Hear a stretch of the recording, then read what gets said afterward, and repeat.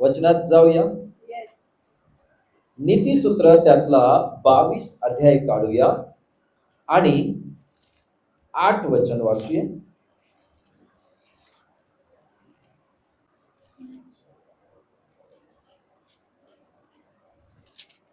जो दुष्कर्म पेरतो तो अनर्थाची कापणी करतो, त्याच्या पोदाचा मोठा व्यर्थ होईल. आमेन. हालेलुया. हालेलुया. आज थोडस आपण पाप आणि जे आपण पेरतो त्याबद्दल थोडस शिकूया. हालेलुया. हालेलुया. काय होतं माझ्या प्रियांनो, कधी कधी आहे ना, देवामध्ये चालत असताना आपल्याला असं वाटतं की मी चांगलं करत आहे, पण देव न करो किंवा आपल्याला कळत न कळत माझ्या प्रियानं असं काहीतरी गोष्टी आपल्या आयुष्यात होऊन जातात की ज्याच्यामुळे शैतानाला फायदा मिळतो. शैतानाला फायदा मिळतो. हा. आणि म्हणून माझ्या प्रियानो, चर्च मध्ये आल्यानंतर नेहमी देवासंगती समर्पित होऊन देवाला नेहमी म्हणा की देव बाप्पा माझा कान टोच. काय कर? देव बाप्पा माझा कान टोच. लक्ष देऊन ऐका. जेव्हा आपण देवाकडे येऊन देवाला समर्पित होतो तेव्हा देवाच्या वचनाने आपलं कटणी छटणी कापणी होणं खूप गरजेचं आहे. आणि म्हणून कधी कधी माझ्या प्रियानो असा काही विषय देवबाप मला देतो आणि मी त्यावर तुमच्या संगती बोलत आहे. ठीक आहे. तर खरं म्हणायला गेलं तर माझ्या प्रियानो आज थोडस शिकूया पाप किंवा आपलं करणीचं फळ. ठीक आहे. कळत आहे ना? जो दुष्कर्म पेरतो तो अनर्थाची कापणी करतो. लक्ष देऊन ऐका. जो दुष्कर्म पेरतो तो अनर्थाची कापणी करतो. या वचनावरून आपण समजून घेऊया, जर देवाने आज आपल्याला बनवलेलं आहे, निवडलेलं आहे, तर देवाचं जेवढं कार्य आपल्यामध्ये चालू आहे तेवढे कार्य आपलं जो दुष्ट सैतान आहे त्याचंही चालू आहे. आणि तो दुष्ट सैतान नेहमी तुमच्याकडून दुष्कर्म पेरायला लावतो. काय पेरायला लावतो प्रियांनो? जरात म्हणा, दुष्कर्म पेरायला लावतो. आणि म्हणून वचनात लिहिलेलं आहे आपण पेरताना काय पेरत आहोत त्याच्याकडे लक्ष देणं गरजेचं आहे. बरं का बिलीव्हर्स लोकांनो? जरात म्हणा हालेलुया. हा. जेव्हा केव्हा आपण या आपल्या आयुष्यात काय पेरत आहोत त्याच्यावर आपल्याला प्रतिफळ आहे. शेतकरी काय पेरतोय त्याच्यावर तो वाट बघून असतो. बरोबर आहे का नाही? त्याला जर माहित आहे मी चांगलं बी पेरलेलं आहे तर तो निश्चित निष्काळजी राहतो की काही महिन्याने पेरल्यानंतर काही महिन्याने 3 महिन्याने किंवा 4 महिन्याने किंवा 6 महिन्याने का होईना मी जे पेरलेलं आहे ते माझ्या जीवनात उगवणार आहे. आणि म्हणून आत्मिक लोकांसंगती आज पवित्र आत्मा बोलत आहे. देवाचा आत्मा आलेला प्रत्येक मंडळी संगती बोलत आहे. देवाचे प्रिय लोकांनो, पवित्र लोकांनो, आपल्या आयुष्यात जिवंत देव सापडल्यानंतर आपण काय पेरतोय? पेरण्याचा अर्थ आहे माझ्या प्रियांनो, आपण आपल्या हाताने, आपल्या शब्दाने, आपल्या शरीराने, आपल्या मनाने, आपल्या विचाराने, सर्वात आधी आपण आपल्या घरापासून सुरू करायचं. कुठून? मी नेहमी शिकवलेलं आहे तुम्हाला, सर्वात आधी बिलीव्हर्स व्यक्ती आपलं वागणूक, आपलं बोलणं, आपलं चांगलं उत्तम शब्दाने पेरणं तो आपल्या घरापासून सुरू केलेलं बरं किंवा करायलाच हवंय. Praise the Lord. कळत आहे मंडळी? होय. हे सवय नेहमी लावा. मी माझ्या घरापासून सुरुवात करणार आहे. मी माझ्या घरापासून सुरुवात करणार आहे. आणि सुरुवात करत असताना जर आपण चांगलं किंवा चांगल्यातलं चांगला उत्तम सुरुवात केलेला आहे तर माझ्या प्रियांनो, एक जो आपला परमेश्वर वर बसलेला आहे ना, तो तुम्हाला आणि मला चांगलंच प्रतिफळ देणार आहे. आणि जर आपण चुकीचं पेरत आहोत तर ते चुकीचं पेरताना 100 वेळा माझ्या प्रियानं आपल्या डोक्यात विचार किंवा आपल्या डोक्यात असं काहीतरी विचित्र भय म्हणा, आपल्या शरीरात म्हणा, ते आपल्याला खात राहतो नेहमी. कळत आहे? Yes. आणि म्हणून येशू ख्रिस्ताने बायबलमध्ये एकदा काय बोलले तुम्हाला माहितीये, जे चांगलं झाड आहे तो चांगलं फळ देतो. Yes. वाचलंय ना? हो. आपला देव महान आहे हो. Amen. त्याने आपल्याला पर्याय दिलेला आहे. Yes. त्या दुष्टच्या चालीपासून, त्या दुष्टच्या योजनापासून कशा प्रकारे बाहेर निघायचं आहे. म्हणून बायबल जो रोज उघडतो त्यासाठी देवबाप रोज दार उघडेल. Amen. शिकवलेलं आहे. जो रोज बायबल उघडतो त्यासाठी देव दार उघडेल. रोज दार उघडेल. जो बायबल बंद करतो त्यासाठी दार बंद. थोडंफार कमवणार, खाणार, आनंद करणार, पण जेव्हा महाभयंकर संकट येईल ना तेव्हा कोणी नसणार वाचवायला. होय प्रियानं, मी बायबल मधून शिकलेला आहे. हालेलुया. Hallelujah. आणि म्हणून येशू काय म्हणाले, चांगलं झाड चांगलंच फळ देतं, Yes. Amen. चांगलं बी चांगलंच फळ देतं, Yes. वाईट बी White. वाईट फळ देतं किंवा उगवणारच नाही. वाईट बीज जर आपण पेरलेलं आहे. आणि येशू असंही म्हटले माझ्या प्रियानो, की ज्या झाडाचं किंवा जे झाड आहे तो झाड दुसरं वेगळं फळ देऊ शकत नाही. आंब्याचं झाड असेल तर तो खजुराचं फळ बोला बोला देऊ नाही शकणार. देऊ नाही. जे जसं पेड़ आहे तसंच फळ ते देऊ शकतो.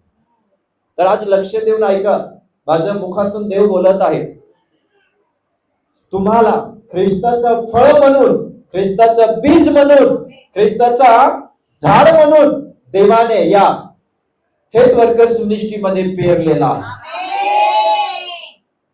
आपण जसे आहोत तसंच फळ द्यायचे आहे. Yes. मग आज थोडस बारकाईने स्वतःला तपासा की मी कसा आहे. मी कारण की जिवंत देवापुढे तुम्ही उभा आहात, मीही उभा आहे. हालेलुया. Hallelujah. कळत आहे तुम्हाला? Yes. आरसाच्या पुढे जाऊन जर तुम्ही उभा राहिले, तुम्ही जसे आहात तसंच आरसा सांगेल. Yes. आरसा काय करेल? जसं आहे तसं. तुम्ही जसं आहात तसंच आरसा तुम्हाला दाखवून देईल की तू असा आहेस बघ. होय किंवा नाही? Yes. हा. तर त्या आरसापेक्षा महान जो वर बसलेला आहे देव, तो ग्रेट आहे. Amen. तुम्ही जसे आहात तसंच त्याच्या समोर तुम्ही दिसणार. Amen. आपण दुष्ट आहोत, आपण पापी आहोत, रोज आपण पापच जीवन जगत आहोत. तर तो वरचा जो आरसा आहे त्या समोर जर आपण उभं राहिलं तर तो वरचा पण आरसा तुम्ही जसं आहात तसंच सांगा. खरं आहे ना? Yes. आरसा कधी खोटं बोलत नाही. बोला बरं, नाही. बोलतो का? नाही. आरसा कधी खोटं बोलत नाही. मिरर, आरसा कधी एकच दोन किंवा दोन कानाचा 4 कान दाखवत नाही. आरसा समोर जसं आहे तसंच आरसा बोलणार किंवा दाखवणार. म्हणून लक्षात ठेवा, एक आरसा, एक दर्पण येशू ख्रिस्त आहे. आपण जसे आहोत येशू ख्रिस्ताच्या समोर आपण तसेच दिसणार आहोत. Amen. आणि म्हणून आज देवाला स्तुती असो. फसू नका म्हणत आहे. काय करू नका? फसू नका. फसू नका. वचनाप्रमाणे देवाचा शब्द आहे. आणि काय म्हटलेलं आहे, जे तुम्ही पुन्हा एकदा वाचूया. जे काही पेरता त्याचेच त्याला पीक मिळेल. हा, माणूस जे काही पेरतो त्याचेच त्याला पीक मिळेल. पीक मिळेल. समजून घ्या, आज एक माणूस म्हणून जेव्हा आपण जन्म घेतलेला आहे, तर आता आपण उत्तम आणि चांगलं पेरायला शिकूया. Yes. Amen. एक घटना माझ्या प्रियांनो मी ऐकलेला आहे. मला आठवत आहे, एक परिवार होते माझ्या प्रियांनो. आणि त्या परिवारामध्ये एक मुलगी, एकच मुलगी. किती? एकच मुलगी त्या परिवाराला, एकुलती एक मुलगी. आणि ती मुलगी हळूहळू करून माझ्या प्रियानो बिघडायला सुरुवात केली. ती घरच्यांचं ऐकायला तयार नाही. थोडं थोडं करून पापात, असं पाप करून करून करून करून माझ्या प्रियानं बराच लोकांना कळलं की ती पोरगी कोणाचा इज्जत करत नाही. ती मुलगी कोणाचा इज्जत करत नाही.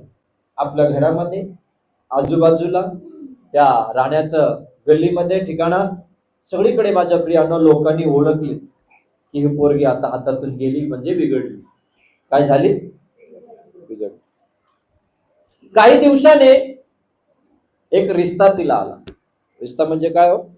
स्थळ. लांब गावच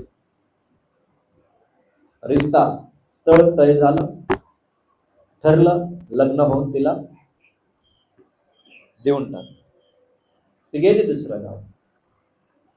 आणि काही दिवसांनी आता लग्न झाल्यानंतर पुढच्या तयारी होत काय? लेकरं पैदा करा. आणि ती जी पोरगी जिला या गावातून लग्न करून त्या गावात देण्यात आलं, तिलाही मुलगी झाली. तिलाही मुलगी झाली. काही वर्षानंतर ती मोठी झाली. आणि मोठी झाल्यानंतर तिच्यामध्ये पण आईचा स्वभाव. कोणाचा स्वभाव? मग कोणीतरी येऊन आईला सांगितलं, चर्च आहे त्या गावात पलीकडं बाजूला, चर्च मध्ये जा, तुमची मुलगी बदलेल. बदलेल, तुमची मुलगी बदलेल. आई चर्चला जायला सुरुवात केली. चर्चला जात होती.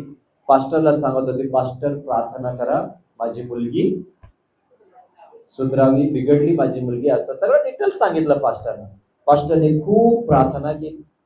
पास्टरने खूप प्रार्थना केली, तरी ती मुलगी सुधरायला नाव घेईना, तयार नाही. त्याच्यानंतर पास्टरच्या प्रार्थना, आईचं प्रार्थना, तरी ती सुधरायला तयार नाही. मग पास्टरने प्रार्थना करून करून, देवबाप्पा का ती बदलत नाही, काय कारण आहे? मग त्याच चर्चमध्ये एक परिवार यायला सुरुवात.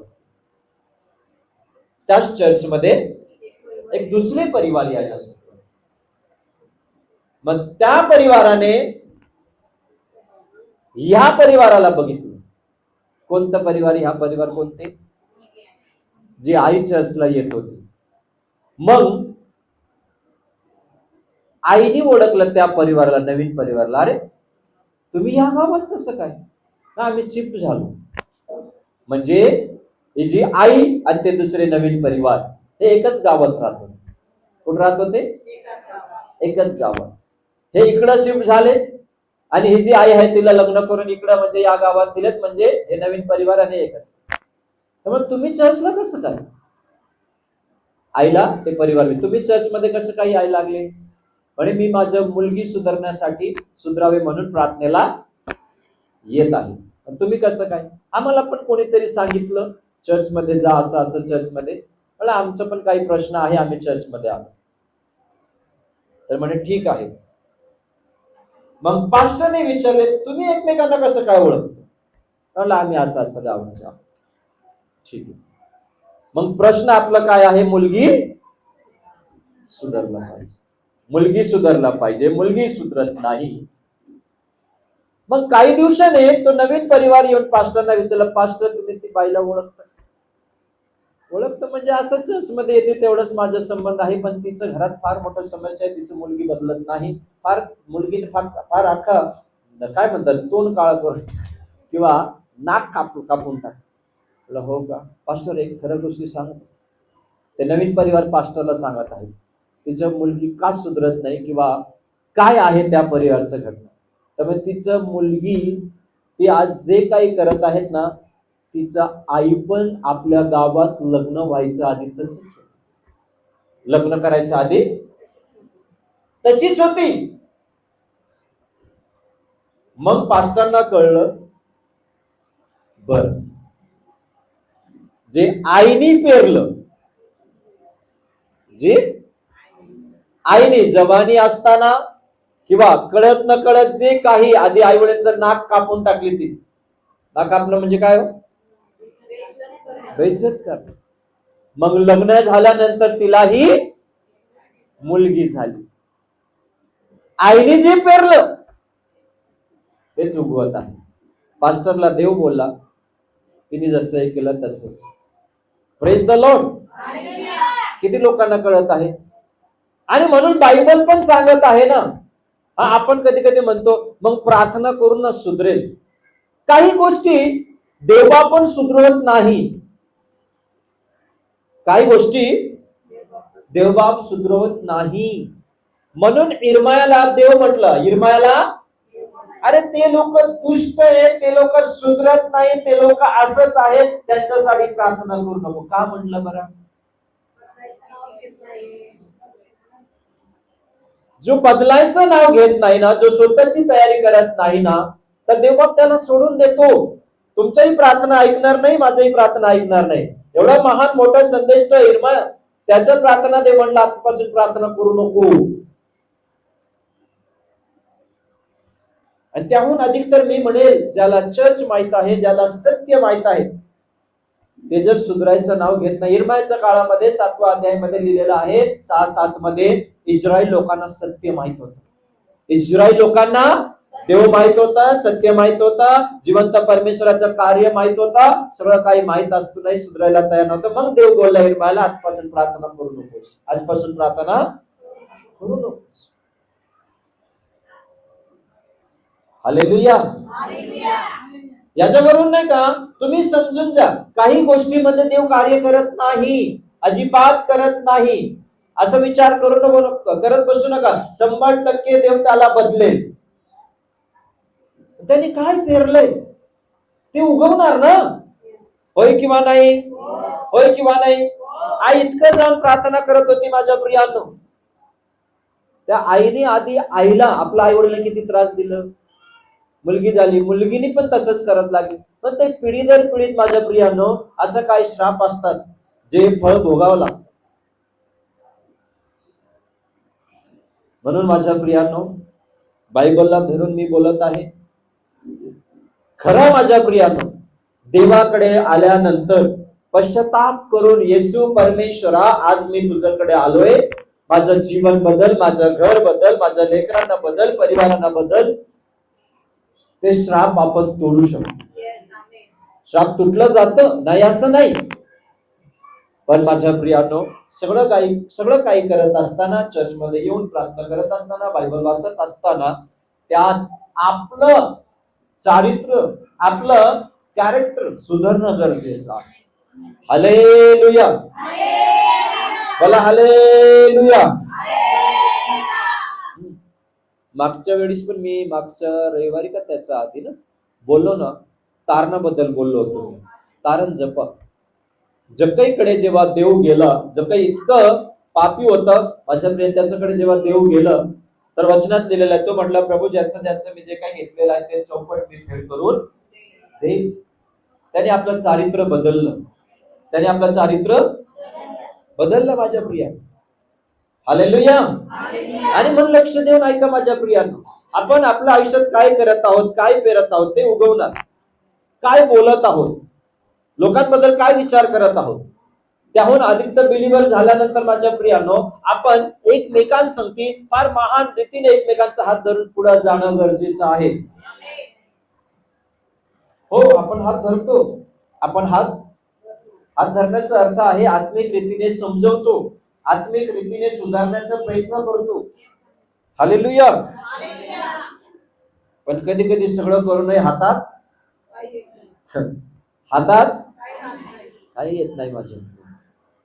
तरी दुःख व्हायचं नाही, दुःखी व्हायचं नाही, नाराज व्हायचं नाही. आणखी प्रयत्न करायचा, प्रभू मी आणखी माझा मार्ग सरळ करील, मी आणखी सुधारणार. असं करून जर आज तुम्ही विश्वास ठेवून देवाला म्हणत आहात, तर देवबाप नक्की तुमच्या मार्गामध्ये, तुमच्या पदरी चांगलंच पीक देणार. हालेलुया. हालेलुया. कळत आहे तुम्हाला? एक घटना मी बायबल मध्ये वाचलेला आहे, लूक त्यातला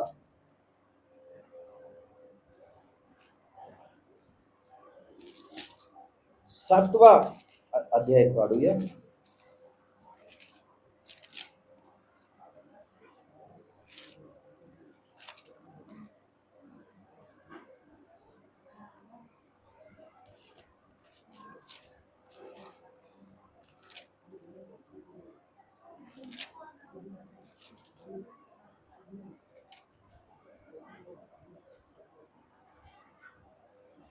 आणि त्यातलं 2 पासून थोडस वाचूया. तेव्हा कोणा एका शताधिपतीचा एक आवडता दास आजारी पडून मरणास टेकला होता. त्याने येशूविषयी ऐकून यहूदांच्या वडील मंडळीस त्याच्याकडे पाठवले व विनंती केली की आपण येऊन माझ्या दासाला वाचवावे. त्यांनी येशूकडे येऊन आग्रहाने विनंती केली व सांगितले, आपण त्याच्यासाठी हे करावे असा योग्यतेचा तो आहे, कारण आपल्या राष्ट्रावर हा प्रेम करतो आणि ह्यानेच आमच्याकरिता सभास्थान बांधून दिले आहे. तेव्हा येशू त्याच्या बरोबर गेला. मग तो घराजवळ येताच त्याने त्याच्याकडे आपल्या मित्रांना पाठवून त्याला म्हटले, प्रभूची श्रम घेऊ नका, कारण आपण माझ्या छपराखाली यावे इतकी माझी योग्यता नाही. त्यामुळे आपल्याकडे येण्यासही मी स्वतःला योग्य मानले नाही. तर शब्द मात्र बोला, म्हणजे माझा चाकर भरा होईल. कारण मी हा बस थोडस थांबूया. बोला हालेलुया. हालेलुया. ज्या ज्या ठिकाणी परमेश्वर देव प्रभू येशू ख्रिस्त ज्या ज्या गावात ज्या ज्या घरात गेले त्या ठिकाणी येशूने नक्की 100% चमत्कार केलेला. 100% त्याने चमत्कार केलेला. एक अधिकारी शताधिपती याच्याबद्दल बायबल मध्ये लिहिलेला आहे. हा घरातच बसलेला होता. कुठं बसलेला होता? घरातच. त्याने काही वडीलधारी लोक म्हणजे आपलं सैनिकांना पाठवलं किंवा आपल्या हाताखाली काम करणाऱ्या लोकांना पाठवलं की जा येशूकडे आणि येशूला काय करा, सांगा, येशूला बोलून आणा की जो चाकर आहे तो काय झालेला आहे, आजारी आहे. काय आहे? आजारी आहे. आणि काही लोक येशूकडे गेले आणि म्हणले, गुरुजी, काय म्हटले? गुरुजी, आमचं जे मालक आहेत, एक चाकर आहे त्यांचं, तो आजारी पडलेला आहे, कृपया तुम्ही या आणि त्याला बरे करा. आणि वचनात मी जेव्हा वाचत होतो प्रियानो, तर या वचनात येशूने कोणतेही प्रश्न लोकांच्या समोर टाकलेला नाही. मी तो माणूस, तो व्यक्ती जो आजारी आहे, जो मालक आहे, त्याचा तर विश्वास होता म्हणून मालकाने पाठवलं येशूला बोलवून आणा. पण जो चाकर आहे, जो चाकर आहे माझ्या प्रियानो, नोकर आहे, त्याच्याबद्दल किंवा त्याच्या पुढचं जे काय आहे कहाणी बायबलमध्ये काय दिसत नाही. म्हणून याच्यावरून आपण हे समजू शकतो की तो चाकर आजारामध्ये होतं. त्याला येशू बद्दल माहित होतं का नाही याचं पण कहाणी बायबलमध्ये नाहीये, पण मालक मात्र विश्वासू होता. Praise the Lord. त्या मालकाच्या विश्वासाने येशूला असं खेचून आणलं किंवा त्या मालकाचा शब्द जेव्हा शिपाईने जाऊन दासाने जाऊन सांगितलं की या, तर येशूने त्या शब्दाला मान दिलं. काय दिलं? आणि मान देण्याचं कारण एकच आहे की तो विश्वासू आहे. कोण? सत्ताधिपती. कळत आहे तुम्हाला? जो मालक, जो अधिकारी, ज्याने येशूला बोलवायला नोकर पाठवलं, तो विश्वासू आहे. येशूने त्याचं चाकर बद्दल बघितलं नाही, तो विश्वासू आहे का नाही, तो किती पाप करत आहे ते बघितलं नाही. आणि म्हणून याच्यावरून तुम्ही देवाचा अंतःकरण समजून जा.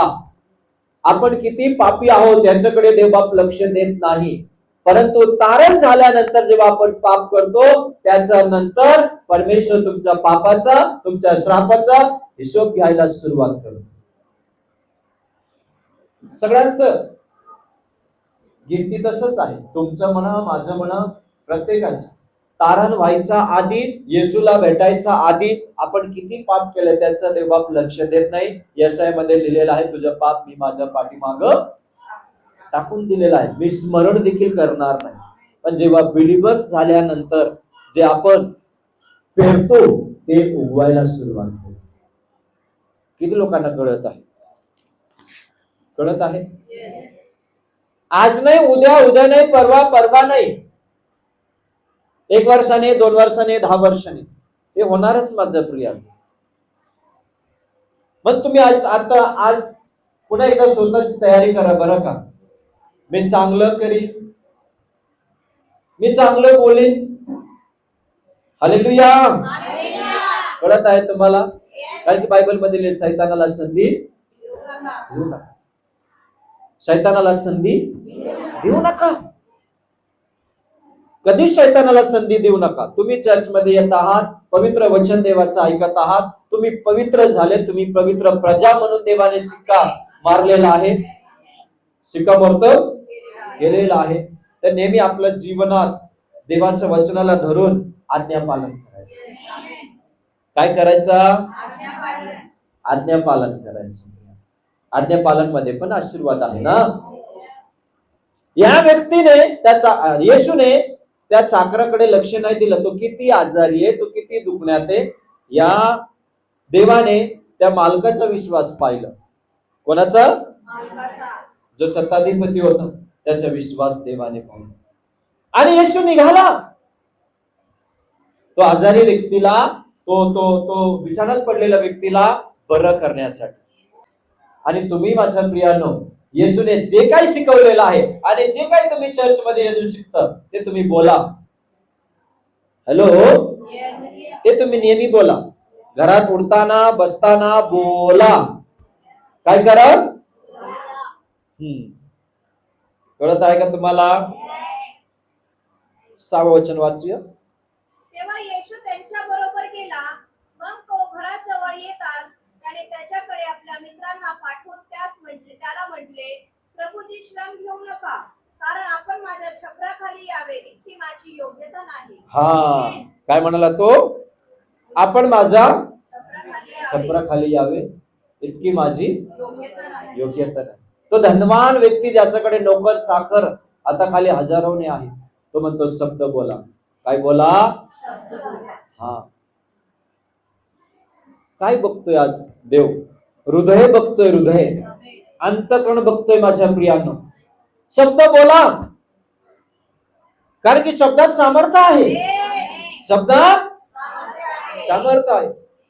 आणि त्याहून अधिक तुम्ही स्वतः येऊन चर्च मध्ये जेव्हा दर रविवारी येऊन बसता ना माझ्या प्रियांनो, तेव्हा डबल देईल. तेव्हा डबल देईल. काय पेरत होता हा सत्तापती? तुम्हाला माहितीये, विश्वास पेरत होता. कोणासाठी तरी, भले तो नोकर आहे, चांगलं काहीतरी पेरत होता. होय किंवा नाही? कोणी उत्तर देईल का? त्यांनी काय केलं नोकराने? त्यांनी ते नाही बघितलं आणि येशूने पण नाही बघितलं. त्याला बरं होणं गरजेचं आहे. आणि त्याचा विश्वास जेव्हा अशा प्रकारे एक ख्रिस्ती व्यक्ती येशूकडे येऊन आपला शब्द, आपला विश्वास, आपलं प्रेम, आपला आज्ञा, आपलं चांगलं बी आपण जर पेरलो तर चांगलं सुगवणार. बोला हालेलुया. तयारी करा बरं का स्वतःची. आजपर्यंत प्रभू माझ्याकडून जे काही चुकलं असेल मी पुन्हा एकदा सोडून देत आहे. मी माझ्या घरात, मी माझा आई वडील संगती, आणि आई वडिलांनी लेकरा संगती, लेकरांनी आई वडील संगती, भावां संगती, बहिणी संगती, अंकल आंटी संगती. माझ्या प्रियानो, चांगलं वाग, चांगले पेरा. असं कधीच करू नका माझ्या प्रियानो, घरात, परिवारात. कारण की घरातूनच सुरुवात करायचं आहे. कुठून? हा, चर्च मध्ये येऊन जेव्हा आपण वचन ऐकतो, वचन घेऊन जायचा आणि घरातून सुरुवात करायची. Praise the Lord. होय किंवा नाही? आणि नेहमी प्रयत्न करा आपण चांगलं पेरूया. समोरचा काय करतो सोडून द्या. तो वैरी झाला, तो शत्रू झाला, सोडून द्या. बोलत नाही, ठीक आहे. बोलला, प्रेज लॉर्ड केला, प्रेज लॉर्ड करा. हालेलुया. किती लोकांना कळत आहे? सगळं काही सोपं होईल असं काही नसतं बरं का. काही गोष्टीला सामोरं जावं लागतो. बिलीवर झाल्यानंतरही, ख्रिश्चन झाल्यानंतरही कधी कधी आपल्याला वाटतं आता लय भारी माझं आयुष्य. नाही, काही त्रास आला, काही वेदना, दुःख, काही संकट, काही निंदात्मक शब्द, असं गोष्टीला आपल्याला सामोरं जावं लागतं. दावीद एवढा महान मोठा देवाचा दास, दावीद देवाचा महान दास, त्याच्या विरोधात त्याचाच मुलगा सिमी. कोण? मी सांगितलेलं एकदा तुम्हाला वचन दिलेलं आहे. सिमी नावाचा जो व्यक्ती आहे तो दाविदाबद्दल इतकं वाईट बोलला, त्याने इतकं वाईट बोललं. अख्खा एका दिवशी दावीद डोंगराचं खालून जेव्हा जात होता माझ्या प्रियानो, तेव्हा त्याने दावीदावर दगडफेक केली, तेव्हा त्याने माती धूळ उडवलं प्रियानो, तरी दावीद शांत होता. दावीद शांत होता. आणि तो सिमी जेव्हा दावीद राजा झाला, त्यानंतर दावीदाचा मुलगा सलमोन राजा झाला. सलमोनाचा हाती सिमीला मारण्यात आलेला. Praise the Lord. किती लोकांना कळत आहे? सिमी आणि अबशालोम बद्दल पण लिहिलेलं आहे बायबल मध्ये. अबशालोम, माझ्या प्रियांनो, जे सिमीने पेरलं त्याच्या जीवनात तेच उगवलं. जे अबशालोमने पेरलं त्याच्या जीवनात तेच उगवलेलं आहे. हालेलुया. होय, बायबल मध्ये सत्य लिहिलेलं आहे. जे कैनाने पेरलं तेच कैनाच्या जीवनात उगवलं. कैन आणि हाबील, माहितीये ना, आदमाच्या 2 मुले. कैनाने काय केलं? हाबिलाचा हात केला. मग देवाने येऊन त्याला एक असा निशाण चिन्ह दिलं. जे आदमाने देवाविरुद्ध पाप केलं प्रियानो, कळत आहे तुम्हाला? देव म्हणाला उत्पत्ती 3वा अध्यायामध्ये, आजपासून तू कष्ट करून खाशील. पाप केलं. काय केलं आदमाने? बोला. तुझे काही पाप करून पापात पेरलेलं आहेस तेच आदमा तुझ्या जीवनात आता उगवणार आहे. तू घाम गाळशील, तू कष्ट करशील. त्याचा हाती आयताच मिळत होता माझ्या प्रियांनो. आदमाने जे पेरलं पाप. काय पेरलं त्यांनी? काय पेरलं? पहिला पुरुष ज्याला का देवाने बनवला आदम, त्यांनी पण तेच पेरलं. धार्मिक जीवन दिलतं देवाने, स्वतंत्र जीवन दिलतं. कष्ट नव्हता तो करत. असंच फळं खायचं, झाडात लागलेलं फळं. त्यानंतर देव म्हटलं, आज नंतर तू कष्ट करशील आणि मातीचं खालचं जमिनीचं फळ खायला सुरुवात करशील, घाम गाळशील. हालेलुया. जे आदमाने पेरलं तेच उगवलं. हो, आदमाने पण पेरलं. आदमाने पण पेरलं माझ्या प्रियानो. आदमाने पण देवाकडे बोट दाखवलं. त्यानंतर तो कष्टी झाला. त्यानंतर तो देवाच्या दृष्टीतून निघाला, किंवा देवाने त्याला काढून दिला आपल्या नजरेतून. हालेलुया. जैसा करनी. नीतिसूत्र 1वा अध्याय आणि 6वा वचन बघूया.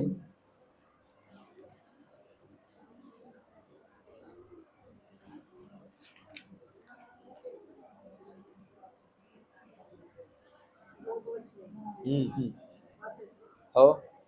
बोध वचने व दृष्टांत, ज्ञानी लोकांची उक्ती व गूढ वचने समजावीत यासाठीही आहेत. हा, किती लोकांना कळत आहे? बोध वचने व दृष्टांत. बोला, बोध वचने व दृष्टांत. हे समजून घेतलं पाहिजे आपण. जेव्हा आपण समजून घेतो ना, तेव्हा देवबाप नियमाप्रमाणे, मोसेच्या नियमाप्रमाणे देवबाप आपल्याला फळ देईल.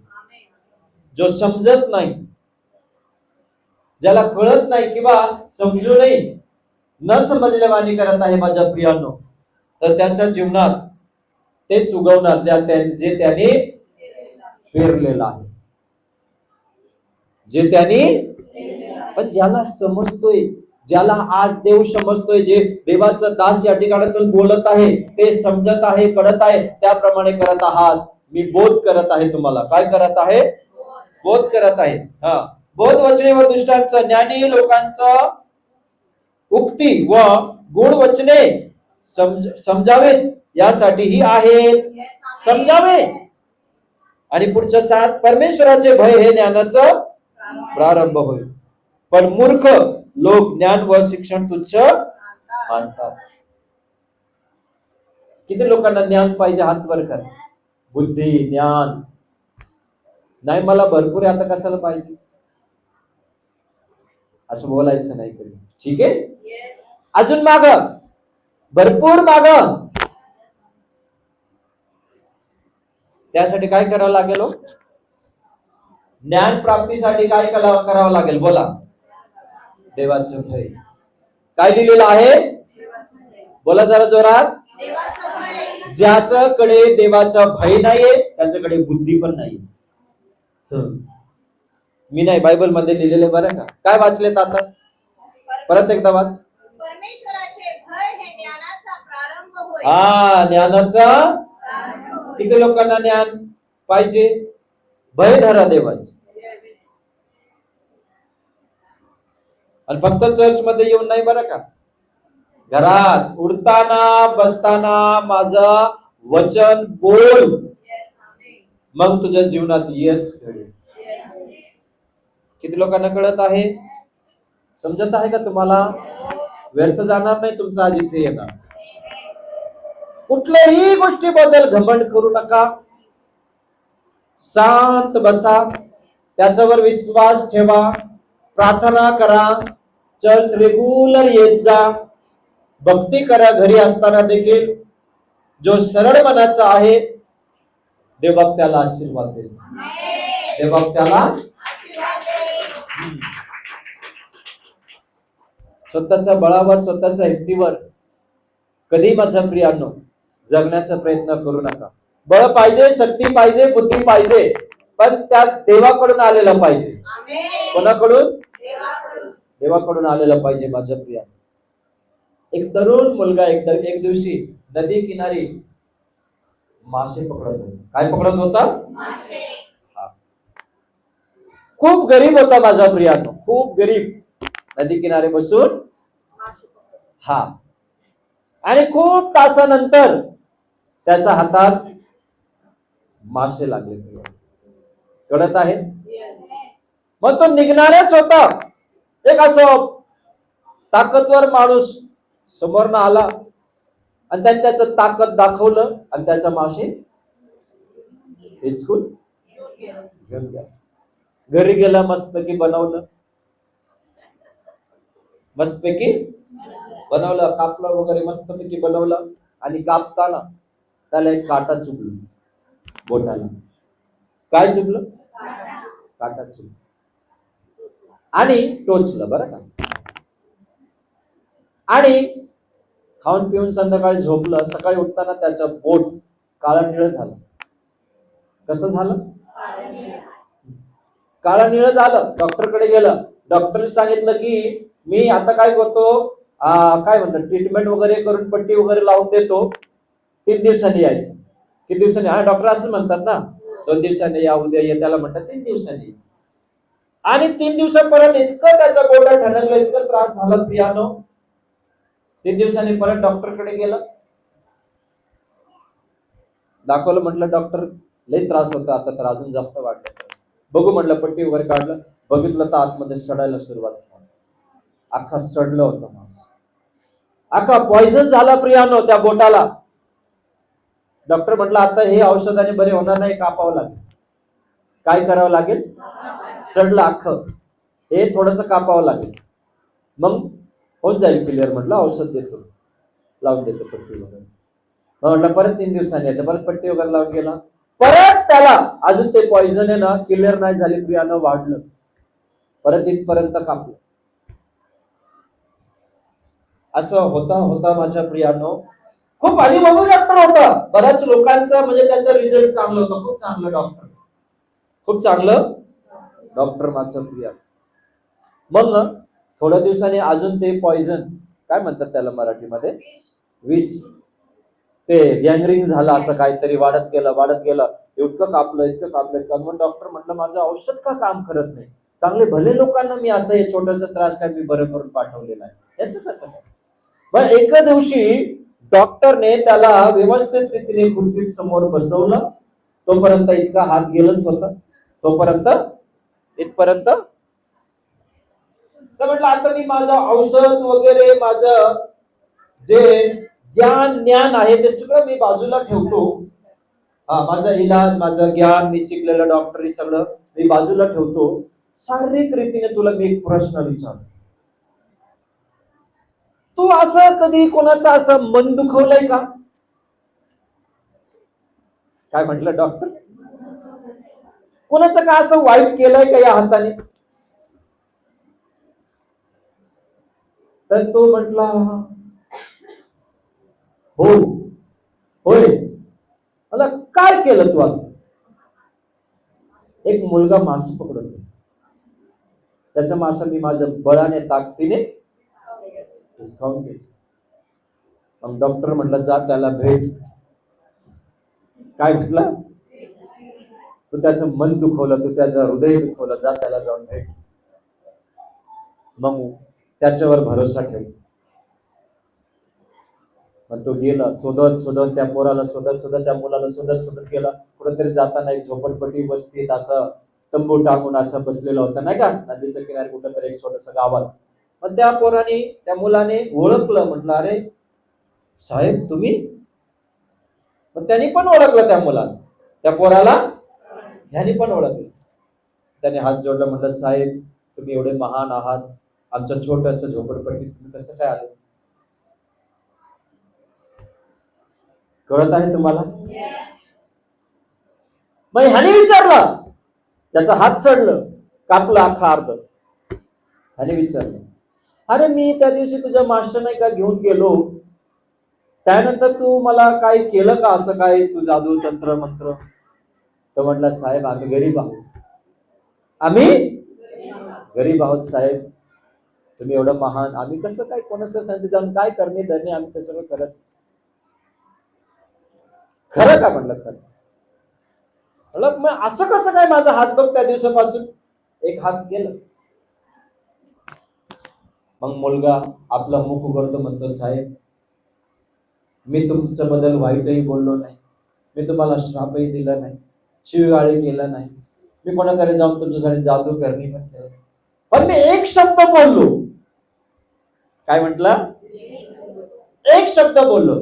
हा बोल बोल बोल, काय बोललो तू? मी देवाला म्हटलं देवबाप्पा त्यांनी, या माणसाने आपलं ताकद दाखवून माझ्या माशी घेऊन गेला, आता तू तुझ्या ताकद दाखव.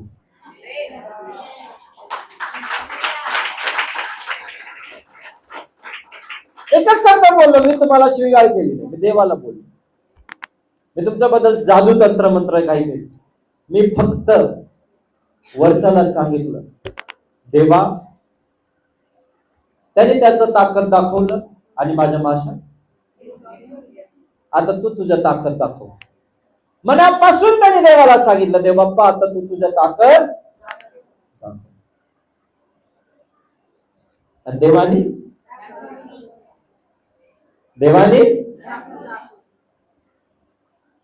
जे त्या माणसाने पेरलं, इतकं भयंकर त्याच्या जीवनात उगवलं. काय कळलं तुम्हाला? काहीतरी कळलं का? जो तूने दूसरे के लिए खड्डा खोदा तो ही गिरेगा. तुझे लगा होगा उसका मछली लेके जाके मस्त तेल नमक लगा के चकना बना के खाऊंगा. हालेलुया. क्या बना के? शाम को खाया भी, लेकिन पण पचलं. शिका, काहीतरी शिक आहे याच्यापासून माझ्या प्रियानो. ज्याचं त्याचं जसं तो जगतो जगू द्या. हालेलुया. आपण मात्र देवा सांगती खरा मनाने तो मुलगा, तो व्यक्ती म्हटलं प्रभू आता तू तुझ्या ताकद दाखव. आणि बायबल मध्ये लिहिलेलं आहे देव न्यायी देव आहे. तो न्याय करतो. काय करतो? न्याय करतो. सिमीच्या जीवनात देवाने न्याय केला. कळत आहे? अबशालोमच्या जीवनात देवाने न्याय केला. हन्ना आणि शफीराच्या जीवनात देवाने न्याय केला. माझ्या आदमाच्या जीवनात देवाने न्याय केला. हालेलुया. आणि म्हणून बिलीवर्स लोकांना बायबल मध्ये पण लिहिलेला जे तुम्ही पेराल. पण मी सगळ्यांना सल्ला देत आहे, लेकरांनी पण आई वडिलांना सांगते असे काही वागू नका, क्योंकि समय भी तुम्हारा भी समय तुम्हारा भी आ रहा है, समय तुम्हारा भी, वेळ तुमचा पण, सगळ्यांचा वेळ येणार प्रियांनो. आज आपण आई वडील आहोत, तुम्ही लेकरं आहात, तुम्ही पण एक दिवशी आई वडील बनणार, तुम्ही पण एका दिवशी आई संगती, आजी संगती, आजोबा संगती, सासू संगती. चांगले वागा, चांगले वागा. ही मुलगी जिला लग्न करून त्या गावात दिलं, तिने जशी वागली होती आई संगती, वडिलांची संगती, तिला मुलगी झालं, तिला मुलगी झाली, आणि ती मुलगी आपल्या आई संगती तसंच का, आणि तिने पण मुलगी असताना, आईची एकुलती एक असताना कशी वागली. सबका हिसाब किताब प्रभु बराबर करता है. क्या करता है? इसलिए उपदेशक में लिखा है, वेळ देवाने ठेवलेला. Praise the Lord. खरे मनाने देवाला हाक मारा, खरेपणाने देवा संगती चाल. हिजकिया राजा खरे मनाने रडू लागला, भिंतीकडे तोंड करून, देवाप्पा मी खरेपणाने वागलो, सत्यताने वागलो, मी तुझ्या पुढे जे चांगलं तेच करत आलो, याच शुद्धी घे. म्हणजे काय? आठवण कर, स्मरण कर. देवबाप्पा मी कसं चाललोय तुझ्या पुढे. मरायला टेकलं होतं हिजकिया राजा, 2 राज्य 20व्या अध्यायामध्ये मरायला टेकलं होतं. देवाने त्याचं वागणूक मागील वर्षा, 10 वर्ष आधी, 20 वर्ष आधी जे जसं वागलं होतं त्यांनी, त्याचं वागणूक देवाने पाहिलं. आणि जो आज मरणारा व्यक्ती, आज माझ्या बायबलमध्ये, आपलं पवित्र शास्त्रामध्ये लिहिलंय, देवाने आज मरणाऱ्या व्यक्तीला 15 वर्ष आयुष्य वाढून दिलेलं आहे. हालेलुया. का? कारण एकच, देवापुढे सत्यताने वागला. जे काही काम तो करत गेला, सत्याने करत गेला. जिथं कुठं हिजकिया राजाचं गरज पडलं तेव्हा तो उभा राहिला. जिथं कुठं त्याला प्रार्थनेची गरज पडली तो आलं, कारण की तो नीतिमान होता. देवासाठी नेहमी उभा राहिला. जे देवासाठी नेहमी उभा राहतात ना, देवाच्या कार्यासाठी, देवबाप त्याच्यासाठी नेहमी उभा राहतात. हालेलुया. काहीतरी शिकायला मिळत आहे. देव शिकवत आहे तुम्हाला माझ्या मुखातून. असं कर म्हणजे असं होईल, असे वाग म्हणजे हा, असे वाग म्हणजे असं. आपण जसं वागणार समोरचं तसंच वागणार. कळत आहे का? हॅलो, बोला ना. आपण इज्जत देऊ, समोरचं इज्जत दे. पण इज्जत घर पे से शुरू होती. इज्जत कहां से शुरू होती है? हाँ. सिर्फ बाहर दिखावा इज्जत नको ना. होय किंवा नाही? इज्जत सुधरना. बाहर लोगों को दिखा के फायदा नहीं ना, मैं सुधर गया हूं. हालेलुया. इज्जत घर पे से दो तो अच्छा. हा किंवा नाही? किती लोकांना कळत आहे? बोला हालेलुया. आणि म्हणून लक्षात ठेवा, देवाने मोशेला नियम दिलेला आहे, आशीर्वादाबद्दल आणि श्रापाबद्दल. आशीर्वाद पण आहे देवाकडे आणि श्राप पण आहे. तो प्रेम पण करील, तो न्याय पण करील. म्हणून आज जे काही पवित्र आत्मा बोललेला आहे त्याच्याकडे तुम्ही लक्ष द्या. फेड प्रत्येकाचा, फेड प्रत्येकाची आहे. देवा फेड घेणार. आणि म्हणून आपल्या घरापासून चांगलं वागायला शिका. सगळ्यांना सांगते, छोट्या लेकरांना सांगते आई वडील, लेकरं मोठं झाले लेकरांनी आई वडील सांगते, आई वडील लेकरांना सांगते, सासूने सुना सांगते, सुनाने सासू सांगते. जो तुम बोओगे वही काटोगे. आज जर तुम्ही वाईट वागत आहात, आपल्या घरच्यांना सांगते, आपल्या परिवाराला सांगते, तुमचं परिवार देखील, येणारा परिवार तुमच्यासाठी तसंच वागणार आहे. लक्षात ठेवा. हालेलुया. तुम्ही प्रार्थना करणार, हा सुधरावा. कधी कधी देव म्हणतो नाही, त्याने तसंच केलेलं आहे, त्याला अधिक आपली देईल, त्याला ते भोग, त्याच्यानंतर मी बघेल, देव बघेल. म्हणून इरमाला म्हटलं प्रार्थना करू नको, शांत बस. हालेलुया. ओके, देव बाप्पा आशीर्वादित करू. आपण उभा राहूया. वचन इथेच मी संपवत आहे.